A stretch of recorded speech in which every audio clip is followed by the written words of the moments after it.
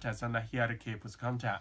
Wajibi ne a ƙara zuba jari a ɓangaren matasan da inganta manufofin kasuwar kwadago ta yada za su inganta alaƙar masana'antu da fito da managartan shirye-shiryen samar da ayyukan yi.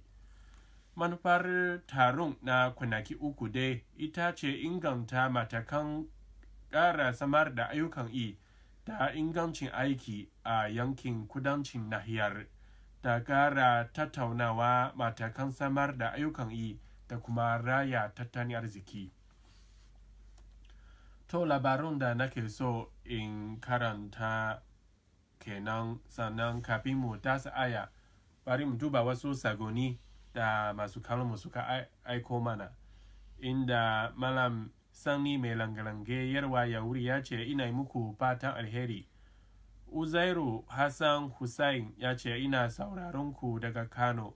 Abubakar Kalajanga Jalingo ya ce barkanku da aiki. Muhammad Adamu Bello ya ce Allah ya daukaka wannan gidan TV. Sannan